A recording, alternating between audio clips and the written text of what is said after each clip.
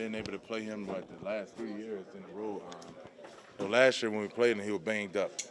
And watching tape, watching the game the other night, Joe looked like Joe.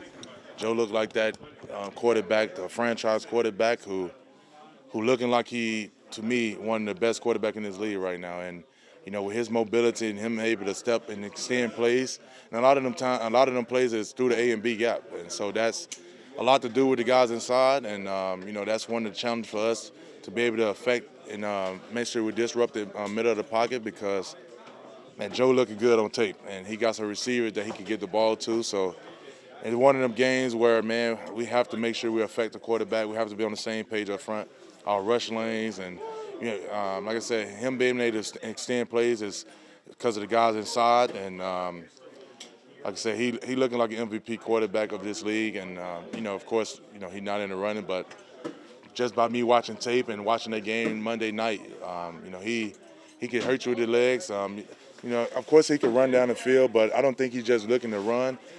He's looking to extend plays. Like I said, a lot of it be through the A and B gaps. But another thing is, the biggest thing for us, it's kind of in the past when you play against the Josh Allen, when you're letting him extend plays to his right, to our defensive left, good things don't happen. So it's another now that we see that even on tape that Joe like to roll to his right and extend plays to his right.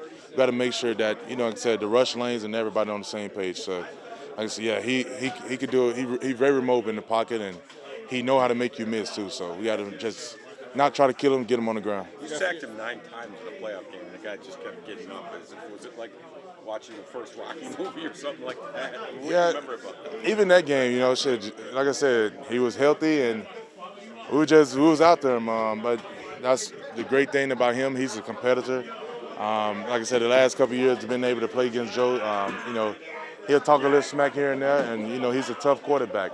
He don't mind trying to pick up a few yards, but at the end of the day, like I said, that one don't matter. Hopefully we could get a couple of sacks this weekend, to try to affect him, because if you don't affect this quarterback and you let him get comfortable, it's going to be a long day for us. So it's cool. I got to see Coach Inge when UT played the other week here when they played Vandy. So it's been cool being able to see some of these guys and getting in contact with the people who were with me since the beginning.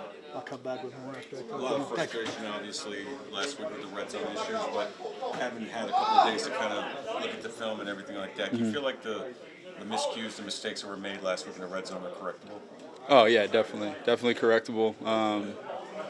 And I think we just got to go to work this week and have an extra little emphasis when we do have our red zone emphasis this week to fix those. But I 100% believe that they're correctable, and it just takes a little bit more. It's nothing crazy, not a big change that needs to happen. They got a couple of stud pass rushers. How important is it going to be for, Will to get the ball quickly for you guys to get to your spots quickly this week? Yeah, it's big. I mean, that's big every week. I feel like that's what this league is now. It's the receivers and the pass catchers beating the rush, and the rush gets better year after year. Guys learn more and more tips and tricks, and so yeah, that's what this league is. Is there a little bit more urgency knowing that Coach used to be there? You guys have the guys in the building who used to play over there, maybe wanting to win one for those guys too? And yeah, definitely. I know Coach definitely. He hasn't said anything, but I know if I was in his position, I'd want this game. And so just knowing that and knowing that perspective, and we got a lot of guys that have been with that organization before, there's a little bit more to play for. But I'm just excited, to play against the boys that I've been getting better with, and just to have a chance to go against them and just continue to compete. That's our biggest passion that we did when we was there. But at the end of the day, just looking forward to just getting a win for us. Big kind of up and down season for them defensively. What did they do well on Monday night? Because it was one of their better performances. I mean, y'all know and I know it's the offense. The offense is to keep them in games for sure. Their defense has been pretty banged up. A lot of teams' defense is banged up, but at the end of the day, we got to pride ourselves on getting more stops and executing more possessions than they do. And if we do that, we win the game. Can you be of help this week with your familiarity with what's going on up there, do you think? In terms of what? In terms of just kind of maybe giving people an idea of some of their tendencies, so forth on the offense. I mean, kind of self-explanatory because it's kind of the same offense, similar. So I'm sure our defense will be ready for them. Their defense going to be ready for us. So that's going to be the significance of the game. Who can sustain more drives, who can keep the ball on the field the longest and outscore at the end of the day. But at the same time, you still need defense. No matter how you do it. You see Burrow put up 30 points. If the defense don't sustain for you, then it's hard to get the win. So we going into the game dominating on both sides of the ball.